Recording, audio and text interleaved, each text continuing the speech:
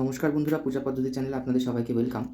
অনেকেই দেখি যে শীতকালে, ঠিক আছে, বিশেষ করে শীতকালে আমাদের স্নানীয় দেওয়ার সময় গরম জল ইউজ করে দেবতাদের ক্ষেত্রে। তারা একটা সেবাভাব থেকেই বা আত্মবৎ সেবা এইটার মানে উপর ভিত্তি করেই এটা করে।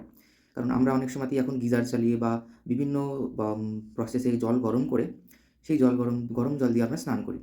কিন্তু এইটা অ্যাকচুয়ালি মানে ভুল তো আমরা বলতে পারি না এই প্রসেসটা, কিন্তু এখানে একটা কন্ট্রাডিকশন আসে।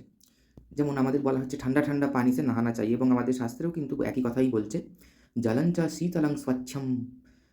তার মানে জলটাকে ঠান্ডা হতে হবে এবং স্বচ্ছ হতে হবে, কাদা বা নোংরা মানে ট্রান্সপারেন্ট জল হতে হবে এবং ঠান্ডা জল হতে হবে। তাই জন্য জলং চা শীতলং স্বচ্ছম নিত্যং শুদ্ধং মনোহরম স্নানার্থন্তে প্রয়চ্ছামি গৃহাণ পরমেশ্বরী, বা অন্য হতে পারে। লাস্ট লাইনটা অনেক রকম হয় এক এক জায়গাতে, বাট মেন ব্যাপারটা হচ্ছে স্নানের মন্ত্রে কিন্তু বলা রয়েছে, স্নানীয় মন্ত্রে, যে জলঞ্চ শীতলং স্বচ্ছম, অর্থাৎ জলকে স্নানীয় জলের ক্ষেত্রে শীতল হতে হবে এবং স্বচ্ছ হতে হবে। এই দুটো জিনিস মাথায় রাখতে হবে। এবং স্নানীয়র মধ্যে আমরা গন্ধ দ্রব্য মেশাতে পারি, এর বিষয়ে অনেক রকমভাবে উল্লেখ রয়েছে, কিন্তু মেনলি আমাদের দুটো জিনিস ম্যান্ডেটারি মাথায় রাখতে হবে, যে শীতল জল দিয়ে স্নান করতে হবে। শীতকালেও কিন্তু শীতল জল দিয়ে স্নান করার ব্যবস্থা আমাদের ভারতীয় সংস্কৃতিতে ছিল, এবং তার অনেক সায়েন্টিফিক কারণও আছে। ওগুলো আমাদের আলোচ্য বিষয় না। বাট গরম জল কিন্তু স্নানের ক্ষেত্রে ইউজ করাটা খুব একটা বাঞ্ছনীয় নয় বলে আমার মনে হচ্ছে। কিন্তু এবার কেউ যদি বলে যে আমাকে প্রমাণ দেখান কোথায় শাস্ত্রে বারণ করেছে উষ্ণ জল দিতে, সেটাকে আমি দেখাতে পারবো না। কিন্তু শাস্ত্রে যে শীতল জল দিয়ে স্নান করাতে বলছে এবং স্নান করতে বলছে, সেটা প্রমাণ আমি দেখাতে পারলাম।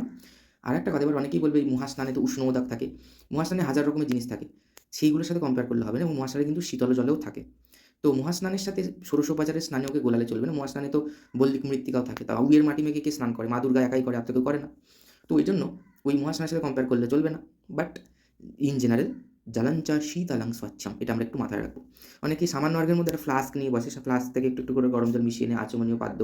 আমরা একটু গরম জলে শীতকালে হালকা গরম জলে একটুখানি মুখ ধুতে ভাল লাগে বা পা ধুতে ভাল লাগে, তো সেরকম দেবতাদেরকেও দিই। তো আচমনীয় জলের ক্ষেত্রে আমার কিছু বলার নেই, বা পাদ্য জলের ক্ষেত্রেও বলার নেই, কারণ শাস্ত্রে কিন্তু আচমনীয় বা পাদ্যের ক্ষেত্রে শীতল জলের উল্লেখ নেই, আবার উষ্ণ জলেরও উল্লেখ নেই। কিন্তু স্নানীয় ক্ষেত্রে কিন্তু বলেই দিয়েছে যে জলঞ্চ শীতলং, এবং পানীয় ক্ষেত্রেও বলা হয়েছে পানীয় জল এবং স্নানীয় জল এই দুটো জল শীতল হবে। শীতল বলতে ফ্রিজের জল না, নর্মাল ঠান্ডা জল বলতে যেটাকে ন্যাচারাল ঠান্ডা জল বলতে যেটাকে বোঝায় শীতল জল।